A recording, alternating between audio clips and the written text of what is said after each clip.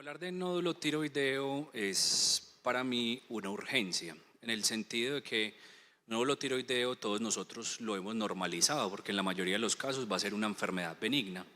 Sin embargo, uno se tiene que poner en la visión del paciente. Cuando a un paciente le diagnostican un nódulo tiroideo, es decir, la mamá de ustedes, la tía de ustedes, el papá de ustedes, tiene un nódulo tiroideo, para él es cáncer hasta que se demuestre lo contrario. El paciente siempre llega a nuestra consulta con nódulo tiroideo pensando que tiene cáncer. Nosotros sabemos que la mayoría van a ser enfermedad benigna, pero para los pacientes ellos siempre van a pensar lo peor y como tenemos tanta cancerofobia, ellos siempre van a ver esto como una urgencia. Esta charla la están grabando en YouTube, la van a tener disponible, pero si alguien quiere las diapositivas me puede escribir al correo, es muy fácil, alejandro.roman@uda.edu.co, se las puedo facilitar, ustedes saben que no hay ningún problema con eso. Entonces quiero empezar hablando primero que todo ese sentido de urgencia para los pacientes y dos, hablando que el nódulo tiroideo es una enfermedad absolutamente común. Si ustedes miran los estudios epidemiológicos y utilizan una ecografía o un ultrasonido de alta resolución, ustedes pueden encontrar nódulos tiroideos hasta en el 76% de las personas, es decir, la tiroides normal tiene bolitas, tiene nódulos tiroideos. Es más raro encontrar una tiroides normal si uno utiliza una ecografía de resolución avanzada. Y para muchos pacientes tener un quiste de tiroides es una enfermedad muy grave hasta que uno les demuestre lo contrario, hasta que los pueda tranquilizar y hablar. Por eso el balance que tenemos que hacer nosotros es muy difícil, porque estamos haciendo un abuso de las ecografías, estamos haciendo un sobrediagnóstico de cáncer de tiroides y también tenemos que ejercer una medicina de calidad. Entonces hacer ese balance y poder escoger qué pacientes tienen un nódulo tiroideo o no y a quiénes les voy a dar el tratamiento es bastante difícil. Recuerden que el nódulo tiroideo se va a definir como una enfermedad que sea distinta al parénquima y yo lo puedo encontrar de dos formas. Uno, el paciente que en el examen físico le encontré un nódulo tiroideo, ese es un escenario, y el otro es el paciente que por cualquier otra cosa va a encontrar un incidentaloma tiroideo. Y el incidentaloma tiroideo y el incidentaloma endocrino en términos generales es una enfermedad de la tecnología. Ustedes están tranquilos, tienen un dolor abdominal, apendicitis, les piden una tomografía por cualquier cosa y les encuentran una masa suprarrenal. Ese incidentaloma posiblemente no vaya a tener un impacto clínico importante porque ustedes no han tenido una manifestación clínica, lo mismo en nódulo tiroideo van a encontrar esa manifestación. Entonces hacer ese balance entre qué pacientes tratar y qué pacientes no tratar o no avanzar en pruebas diagnósticas es muy complicado. Estamos hablando entonces que en términos generales, así en términos más bruscos, la epidemiología del nódulo tiroideo puede ser del 60%. Y la malignidad en nódulo tiroideo siempre nos han dicho que es 5%, pero puede ser hoy en día un estimado del 7%, en algunas series inclusive del 15%.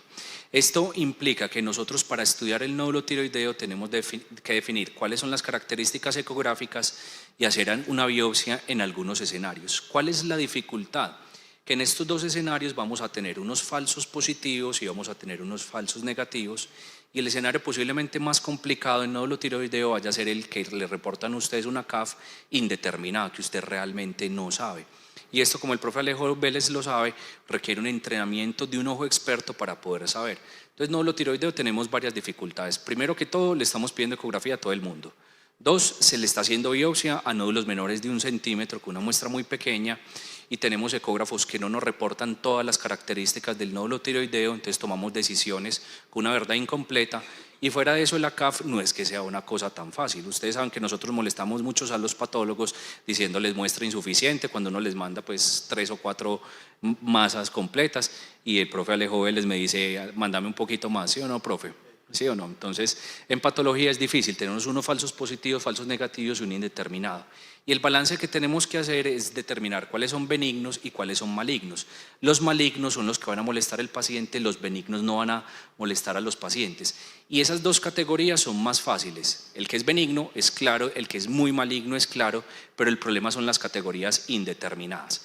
Entonces, ¿qué tenemos que hacer con un nódulo tiroideo? Todo nódulo tiroideo que ustedes encuentran, tenemos que hacer la misma medicina que se hace desde hace 5.000 años. Historia clínica, examen físico y hacemos los estudios pertinentes. ¿Qué hacemos en nódulo tiroideo? Ecografía de cuello, hacemos TSH, cada vez está cobrando más relevancia los anti-TPO, ya les voy a contar por qué. Gammagrafía, dependiendo del estudio, hacemos biopsia en algunos escenarios y podemos hacer estudios moleculares que vamos a tener una charla más adelante con respecto a esto. Desde el examen físico, ¿qué tienen que recordar ustedes? Hay una enfermedad que se llama neoplasia endocrina múltiple tipo 2B. La neoplasia endocrina múltiple tipo 2B se produce por mutaciones en el protoncogen RET y la mutación típicamente asociada a esta enfermedad da un cáncer medular de tiroides muy agresivo. Pero estos pacientes nos están llegando a nosotros con un diagnóstico muy tardío, es decir, el paciente lo ven varios médicos, varios especialistas, operan el paciente y sale cáncer medular de tiroides, pero en el examen físico ya teníamos claves. Ustedes pueden ver acá en esta imagen, este señalador, este es un poquito acá, estos son neurinomas en la lengua, es sino abrirle la boca al paciente y eso es característico en estos pacientes. Entonces muchos pacientes, y hay muchos reportes de pacientes que son diagnosticados, pero retrospectivamente ya estaba el diagnóstico. Entonces yo sé que es una enfermedad rara, es infrecuente, pero en el examen físico podemos encontrar estos pacientes. ¿Qué tenemos que hacer adicionalmente? Hacer una buena palpación de la tiroides. Recuerden que el cuello se examina anterior, pero la tiroides se examina desde la parte posterior y miramos si ese nódulo es firme, es adherido, si tiene adenopatías, miramos qué síntomas tiene el paciente. Ahora bien, ¿a quién le tenemos que hacer tamizaje para cáncer de tiroides? Yo creo que la doctora Karen no está acá, pero la Asociación Colombiana de Endocrinología estableció 5 recomendaciones basadas en la evidencia y basadas en recomendaciones de expertos con respecto a qué no hacer en endocrinología. El artículo Karen me lo mandó anoche, si Karen nos está yendo, gracias por escribirme a las 10 de la noche, entonces se lo contesté a los 10:05 minutos, se lo olvidé una vez y le escribí. Entonces, ¿qué recomendaciones tiene? Primera recomendación que tiene la Asociación Colombiana de Endocrino es: no pidan ecografía de cuello de rutina. Nosotros no hacemos tamizaje en cáncer de tiroides. El paciente les diga, vengo a tamizaje de cualquier cosa, pidan lo que ustedes quieran, pero ecografía de cuello no. Y esto está escrito en este artículo desde el año 2017, que no se recomienda la tamización para cáncer de tiroides, bien sea con palpación o con una ecografía, en adultos asintomáticos. No hay que estar haciendo de rutina ecografía. Y ustedes preguntarán, pero es que venga, estamos hablando de cáncer, listo, siempre tenemos como la idea de que el cáncer es malo, que tiene peligros. Sin embargo, estamos encontrando cerca de 2/3 del cáncer de tiroides hoy en día es microcarcinoma de tiroides, menos de 1 centímetro, que nunca se va a manifestar. Y esto mismo está pasando con cáncer de próstata o cáncer de mama in situ, en que estamos diagnosticando enfermedad que nunca le va a generar complicaciones al paciente, y eso se llama sobrediagnóstico. Tamizamos pacientes que sean sintomáticos o que tengan factores de riesgo para cáncer. Este artículo es muy bonito, es del grupo del Brigham and Women's Hospital y es de una revisión que publicaron recientemente sobre cáncer de tiroides. Y miren que acá están escritos todos los pasos que tenemos que hacer en un paciente con un nódulo tiroideo. Primero que todo es si hay sospecha de nódulo tiroideo y qué imágenes les vamos a hacer. Y cuando encontramos un nódulo tiroideo es definir si el paciente requiere estudios más avanzados o no. Estudios más avanzados me refiero a una biopsia. Confirmamos el nódulo tiroideo mediante ecografía, evaluamos el riesgo de cáncer de ese paciente, al mismo tiempo evaluamos si hay síntomas de hipertiroidismo o no, para saber si tenemos que hacer TSH en ese paciente y gammagrafía, evaluamos las características del nódulo y de acuerdo a lo que desee el paciente hacemos una intervención. Entonces, ¿qué tenemos que tener en cuenta? Es que un paciente que se nos presente con un nódulo tiroideo, su probabilidad preclínica, su probabilidad pretest de tener un cáncer de tiroides va a variar con distintos factores clínicos. El primero es este: de entrada el riesgo basal de cáncer de tiroides puede ser del 7, inclusive hasta el 15%, dependiendo del estudio epidemiológico. Típicamente nos lo han mencionado que es 5%. En hombres ese nódulo tiroideo es más posible que sea cáncer que en mujeres. Es más posible que sea cáncer de tiroides en jóvenes comparado con personas con mayor experiencia en la vida, y si el paciente tiene historia de cáncer medular de tiroides o ese nódulo está creciendo rápidamente o tiene daño del nervio laríngeo recurrente, debemos sospechar que sea cáncer de tiroides. Adicionalmente, si tiene la TSH elevada, ese nódulo tiroideo va a tener más riesgo de cáncer de tiroides, y con anti-TPO, con la enfermedad de Hashimoto, tenemos una contradicción con respecto a esto. El doctor Hernando Vargas, el papá acá del joven presente, presentó un estudio hace poco en la Asociación Colombiana de Endocrinología de la asociación de yodo, el incremento de la suplencia con yodo con enfermedad tiroidea autoinmune, que ese fenómeno está bien establecido, y adicionalmente con cáncer. Entonces, la presencia de autoinmunidad puede que nos cambie el riesgo de cáncer de tiroides. Sin embargo, si ustedes miran Bethesda 3, que es Bethesda indeterminado, la presencia de anti-TPO antes te baja riesgo de cáncer de tiroides, porque posiblemente sea un fenómeno inflamatorio asociado a enfermedad de Hashimoto. Pero los pacientes con Hashimoto parece que tienen un riesgo incrementado de cáncer de tiroides. Obviamente, a medida que se sedimente más la evidencia, vamos a tener esto más claro. Entonces, cuando ustedes tengan un nódulo tiroideo, ¿qué hay que hacer? Hay que hacer una TSH. Si esa TSH es normal o alta, hacemos una CAF según la ecografía, y si la TSH es suprimida, hacemos gammagrafía.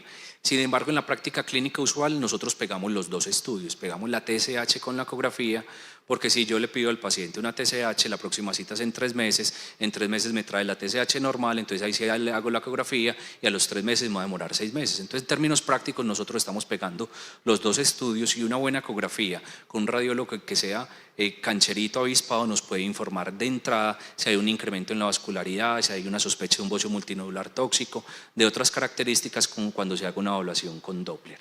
¿Qué podemos encontrar en la gammagrafía si el paciente tiene TSH suprimida? Podemos encontrar un nódulo tiroideo autónomo, un bocio multinodular tóxico o una enfermedad de Graves, o la combinación de enfermedad de Graves y bocio multinodular tóxico, más conocida como síndrome de Marin-Lenhardt. Y la posibilidad de cáncer de tiroides en estos pacientes es baja, por ende no se recomienda hacer ACAF en estos pacientes, y nos pasa mucho. ¿Qué pasa si usted le hace una CAF a un paciente hipertiroideo? Primero que todo, se le puede morir por una tormenta tiroidea. Usted punciona ese nódulo, puede hacer una tormenta tiroidea y el paciente puede fallecer. Ese es uno, es raro, puede pasar.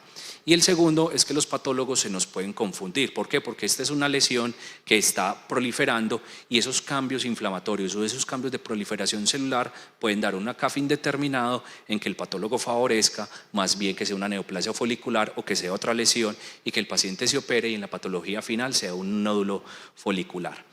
¿Qué tampoco hacemos? No medimos tiroglobulina. La tiroglobulina a ustedes en la evaluación diagnóstica del nódulo tiroideo no les aporta más, entonces por favor no midan tiroglobulina, que nos siguen llegando pacientes con tiroglobulina en el contexto de nódulo tiroideo. Y la ATA nos recomienda medir calcitonina porque la evidencia a favor y en contra no es clara. En Europa ellos sí piden calcitonina basal, porque parece que en Europa es costo efectivo. En nuestro medio no lo sabemos. ¿Cuántos pacientes de cáncer medular han visto ustedes? Pregúntense cuántos pacientes de cáncer medular tenemos o cuántos nódulos tiroideos tenemos por cáncer medular. Si ustedes miran la serie más grande publicada de cáncer de tiroides del doctor Guandurraga, creo que son 7 casos de medular. Nosotros tenemos cerca de 20 casos de medular. Entonces, medular en el global del cáncer de tiroides y en nódulo tiroideo es una enfermedad relativamente infrecuente, y la calcitonina es una hormona que es cansona. Tiene muchos falsos positivos, todos estos los pueden elevar la calcitonina, incluyendo otros tipos de neoplasia. Entonces, calcitonina yo no mido de rutina en los pacientes con nódulo tiroideo. Y lo que están viendo acá es una imagen de la tiroides y la relación anatómica que tiene con otras estructuras. Miren acá que tenemos la tiroides en un rosado claro y su relación con la tráquea, y en la zona posterior vemos el esófago y vemos los otros músculos. Grábese en esta imagen porque esto es lo mismo que estamos viendo en esta ecografía en la imagen B, y vemos la característica pues de esa imagen transversal y la relación con otras estructuras del cuello. Eso es importante porque, por favor, ustedes deben aprender a mirar ecografía. Nosotros como clínicos debemos estar acostumbrados a mirar esa ecografía y mirar ese reporte ecográfico. Muchas veces nos vamos a la lectura. Y recuerden que el grupo de medicina interna en la ACMI está haciendo mucha fuerza en POCUS, y creo que nosotros debemos estar más énfasis en haciendo ultrasonido en nuestros pacientes o tener ultrasonido portátil. Inclusive hace poco los estudiantes de medicina de Stanford, salió en Twitter y salió esa imagen muy bonita en que cuando empezaron a estudiar no les estaban entregando estetoscopio, sino que les estaban entregando ultrasonido. Entonces miren que va a cambiar la forma en que hacemos medicina, y yo creo que nos tenemos que acostumbrar más a hacer POCUS, y a nosotros en endocrinología nos da más utilidad. Muchas veces el paciente nos trae la ecografía sin la foto y el nódulo tiroideo sale más reportado. Yo afortunadamente tengo el ecógrafo al lado en el consultorio, entonces podemos hacer ecografía y hacer una evaluación un poquito mejor del nódulo y aclarar bien qué es lo que tienen esos pacientes. No tenemos ecógrafo personal porque eso creo que incrementa los riesgos de hacer más biopsias y hacer otras imágenes. Perdón, me devuelvo. Finalmente, cuando ustedes tienen otras características ecográficas en un nódulo tiroideo, el riesgo de malignidad también les cambia. Miren que el contenido quístico, el riesgo de malignidad es menos del 2%, un quiste es algo benigno. Si el nódulo es caliente, el riesgo de malignidad también es bajo. Si es un nódulo espongiforme, que imaginológicamente uno lo ve muy feo, como un queso lleno de huecos, esos nódulos son benignos. Pero si tiene una característica ecográfica de riesgo mayor, como ser hipoecoico, como microcalcificaciones o ser irregular, ese paciente riesgo ya incrementa un 30%. Y si ustedes por cosas de la vida le hacen un PET con FDG y ese nódulo tiroideo está captando, tiene mayor riesgo de malignidad. Y si el paciente tiene un nódulo de 2 centímetros, sólido, hipoecoico, con microcalcificaciones, de bordes irregulares, con aumento en la vasculatura, ese paciente tiene un cáncer de tiroides hasta que se demuestre lo contrario. Lo vemos en estas imágenes que tienen acá, nuevamente el artículo que les mencioné del doctor Alexander del grupo de tiroides del Brigham and Women's Hospital, y acá tenemos distintas características ecográficas. Acá vemos, por ejemplo, en la primera parte, en la izquierda, vamos a ver si se ve un poquito acá este láser, no tiene características ecográficas. Mire que es un nódulo que es iso o hiperecoico, tiene los huequitos que ya les habíamos mencionado, que posiblemente sea un poquito espongiforme. Este es benigno, pero acá ya tenemos bordes irregulares, tenemos un nódulo hipoecoico con respecto a los músculos, tenemos microcalcificaciones en este, y acá ya tenemos unos nódulos mucho más feos, hipoecoicos, de bordes irregulares y con microcalcificaciones. Y tenemos en términos generales dos scores que utilizamos, el TIRADS y el ATA. El ATA no lo aprendíamos, hoy en nuestro medio se está haciendo más el TIRADS y los radiólogos están siendo más uniformes con esto. Pero ustedes no pueden confiar tampoco en el TIRADS, ustedes tienen que evaluar esa ecografía y contarle. Me pasa, yo hago consulta también en Río Negro, en el San Juan de Dios, y me mandan una ecografía y la ecografía me la reportan como TIRADS 4 y 5, y cuando yo miro las características ecográficas y cuando miro el reporte es un TIRADS 3, y me piden biopsia y me piden cosas de un tumor de menos de 1 centímetro. Entonces uno también se tiene que acostumbrar a medir las medidas, a tomar las medidas y evaluar la característica ecográfica. Y este es el score que utilizábamos antes de la ATA.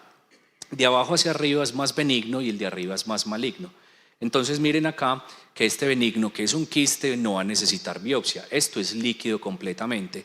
Si ustedes toman líquido de esta muestra y le sale en cristal de roca, recuerda que eso puede ser un adenoma de paratiroides, y el doctor Alejo Vélez tiene la experiencia publicada más grande en América Latina de quistes de paratiroides. Los invito a que miren la publicación del profe. Y estos son los nódulos que yo les mencioné, espongiformes con baja sospecha. Estos se biopsian si son más de 2 centímetros, pero podemos observación. Acá tenemos nódulos de baja sospecha que son isoecoicos o hiperecoicos, como este que vemos acá. Estos los biopsiamos más de 1,5. Los de sospecha intermedia, que son hipoecoicos más de 1, y los de alta sospecha, los biopsiamos también cuando sean más de 1 centímetro. Y este es el ACR TIRADS, acá se ve más irregular, acá en el computador, si quieren se sube en el computador, se ve más bonito, pero en el ACR TIRADS básicamente calculamos estas mismas características, y en ninguno de estos recomiendan una CAF menor cuando el nódulo sea menor de 1 centímetro. Hay distintas revisiones sistemáticas que evalúan las distintas características para saber qué score es mejor o cuál es peor, pero mire que ACR TIRADS parece ser mejor que ATA o que el score de los coreanos. Esta es una publicación pequeña que nosotros tenemos con el doctor Luis Rodríguez y con el profe Willes, de los distintos esquemas de estratificación para nódulos tiroideos ecográficos, y miren que todas estas son distintas formas de clasificar el nódulo tiroideo, y van clasificaciones que van desde benigno a maligno, pero ninguna de estas clasificaciones recomienda biopsia en nódulos menores de 1 centímetro. Un nódulo de 1 centímetro es para vigilancia, de menos de 1 centímetro es para vigilancia. Por favor, no biopsien estos casos. El ACAF es realmente un procedimiento sencillo, es fácil de hacer. A ustedes no les tocó, pero antes hacíamos trucut con el profe Federico Uribe, nos tocaba en el hospital hacer trucut con el paciente de pie en la pared, y los hacíamos viernes al mediodía. Entonces imagínense un viernes uno queriéndose ir para la casa del paciente sangrando post-trucut, el mal genio del profe Federico Uribe, ustedes no se imaginan, me tocaba llevarle manzanilla, profe, siéntese, respire, a usted le gustan los chakras, por favor, se le va a compensar el chakra del corazón. Pero el ACAF es un procedimiento relativamente sencillo, debe ser guiado idealmente por ecografía porque es más sensible y más costo efectivo, y nos permite identificar inclusive esos nódulos que son posteriores. La técnica es muy sencilla, el profe y ahora más adelante van a hablar de esto, y lo ideal es que sea la evaluación in situ, en que el patólogo diga si ese nódulo sí tiene el número de grupos foliculares y de células para hacer el diagnóstico, y eso disminuye el número de biopsias que sean categoría Bethesda 1 o no diagnóstico. Realmente la tasa de complicaciones de esto es muy rara, puede haber algo de dolor local o de molestia, puede haber perforación traqueal y realmente no tiene ninguna molestias, es decir, es un procedimiento que es relativamente inocuo y sencillo a pesar de todas estas complicaciones que ven acá. Y en la categoría, cuando ya tenemos la biopsia, que es el siguiente paso, nos pueden reportar esto: no diagnóstico, benigno, una atipia de significado incierto, neoplasia folicular, sospecha de malignidad o maligno. Y acá tenemos el porcentaje de malignidad. Y esto es lo único que voy a traer de la charla del doctor Alejandro Vélez, que nos va a actualizar en Bethesda 2023. El libro de Bethesda 2023 todavía está impreso, pero está esta publicación donde nos habla de la actualización del Bethesda 3. Y en las memorias de medicina y laboratorio está esta tablita que es sobre Bethesda 2023. Entonces miren acá que en el Bethesda 2023, si usted tiene un Bethesda 1, debe repetir esa biopsia, el riesgo de malignidad es variable, el Bethesda 2 es benigno, hacemos seguimiento en esos pacientes y nos devolvemos a las características ecográficas. Miramos cómo es ese nódulo y ese nódulo, dependiendo de las características, establecemos el seguimiento. En atipia de significado incierto podemos repetir el ACAF, hacer test molecular, lobectomía o seguimiento, es decir, haga lo que ustedes desean. En el cuarto, test molecular, lobectomía o seguimiento, y ya les voy a contar por qué. En el Bethesda 5, test molecular o cirugía, y en el Bethesda 6, esos pacientes van a cirugía. Bethesda 3, ¿qué es interesante para mí? Que esto es una cosa difícil desde el punto de vista clínico. Bethesda 3 es el paciente atipia de significado incierto. ¿Qué papel tiene repetir la biopsia, que es el estándar? Mire que cuando se repite el ACAF en Bethesda 3, la mayoría, el 50% van a ser benignos. Esto es en revisiones sistemáticas. Es decir, la mayoría del Bethesda 3 va a ser benigno. Y si usted le suma unos anti-TPO positivos, te va a bajar la posibilidad de malignidad en esos escenarios. Un Bethesda 3 repetido maligno solo va a ser el 7% de los casos. Y lo otro, el Bethesda 3, las preguntas grandes es si se puede mejorar. Y esto le corresponde a los patólogos. Podemos clasificar el Bethesda 3 en estos dos tipos, 3A y 3B, y miren que la malignidad varía del 5% al 27%. O hacer otras clasificaciones en que haya atipia citológica o atipia arquitectónica, y esto te cambia totalmente la malignidad. Los que tengan atipia citológica tienen una tasa de malignidad del 87%, y en cambio los que tengan atipia arquitectónica, la tasa de malignidad es del 25%. Por eso es importante hablar con el patólogo. Yo le mando las revisiones mías de los nódulos que tengo dudas, se los mando al profe Alejo, y lo llamo y le escribo y él me dice: no, opera al paciente o manda a hacer estas cosas. Entonces es importante la comunicación con patología, y en el Hospital San Vicente voy y molesto también a los patólogos para poder hablar con ellos y que le muestren a uno qué estamos haciendo. Bethesda 4, ¿se puede seguir? Ahora pues el doctor Zúñiga nos dará su opinión, pero este es un reporte del Hospital San Vicente. Nosotros tenemos cerca de 60 pacientes con Bethesda 4 en seguimiento, en que no han hecho ni progresión imaginológica, no han hecho crecimiento del tumor, no han hecho metástasis, no han hecho malignidad. Entonces Bethesda 4 nosotros los estamos siguiendo. La otra recomendación que tiene la ATA es que si el nódulo le crece, haga biopsia, y esa recomendación tiene una pésima un nivel bajo de medicina basada en la evidencia. Miren que esta revisión sistemática dice que es una evidencia de muy baja calidad, y a mí me gusta esta, que es una revisión, se llama un scoping review, una revisión panorámica, que es lo que están haciendo los fellows míos en acromegalia, que es una revisión panorámica en calidad de la vida, pero es una revisión panorámica donde se preguntan si la biopsia repetida cuando el tumor crece tiene alguna evidencia o alguna utilidad. Y ellos dicen: ve, hay evidencia de calidad muy baja porque el desarrollo de malignidad en un nódulo que usted ya estableció que es benigno, y los nódulos crecen. Un nódulo normal lo que va a hacer en el tiempo es que va a crecer.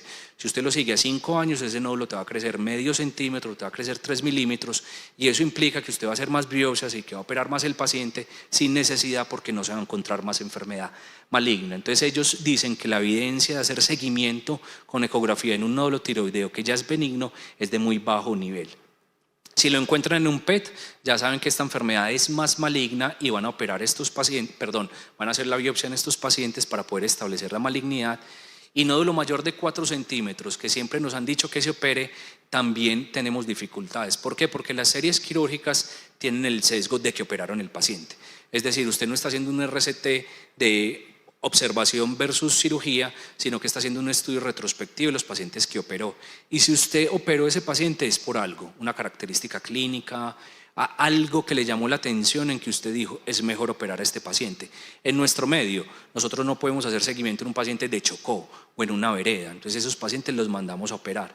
Pero un nódulo de 4 centímetros es más difícil, entonces este siempre ha sido una indicación clásica de cirugía y miren este nódulo de 4 centímetros, pero el cáncer estaba en este lado. Entonces es más difícil y como es tan grande usted no puede hacer una buena evaluación histológica. Entonces hay un sesgo de selección y mire que acá tenemos grupos importantes como el de la doctora Carmen Solórzano, donde dice que el tamaño no te va a predecir malignidad y que no hay tasa de malignidad en menos de 4 o más de 4 centímetros. Voy a hablar un poquitico nomás porque esto corresponde a las charlas que nos siguen en la tarde y es que las pruebas moleculares son el futuro, hoy en día son disponibles, no hay nada más bonito que usted coger el tumor y conocer qué alteraciones moleculares tiene, saber ese tumor de dónde nació. Yo creo que eso desde el punto de vista científico es muy bonito. Problemas para mí con pruebas moleculares es el costo. En términos generales tenemos dos grandes que es el AFIRMA y el panel mutacional. Uno es mRNA y otro miraDNA y lo que tienen que entender ustedes es que la sigla clásica en inglés es SPIN, SNOUT. El DNA es específico, entonces usted involucra al paciente en el algoritmo SPIN y el test de AFIRMA es un test que es basado en RNA, es muy sensible, entonces te descarta el paciente. El grupo de Chile quiere traer las pruebas moleculares acá, ha estado en comunicación con varios centros en Colombia, entonces para que las pruebas moleculares vayan a ser un poquito más disponibles, para mí la gran limitante sigue siendo el costo. Obviamente el costo del genoma, del exoma clínico, del exoma completo ha venido bajando y yo no veo la hora que esto valga 50.000 pesos porque yo creo que nos va a cambiar y nos va a ayudar más. Y esta gráfica es del año 2012, es del doctor Larry Jamieson, editor de Harrison de Medicina Interna, y mire que sigue poniendo pruebas moleculares y estamos hablando de hace 10 años en el mismo escenario. Atipa significado incierto, neoplasia folicular y de pronto Bethesda 5.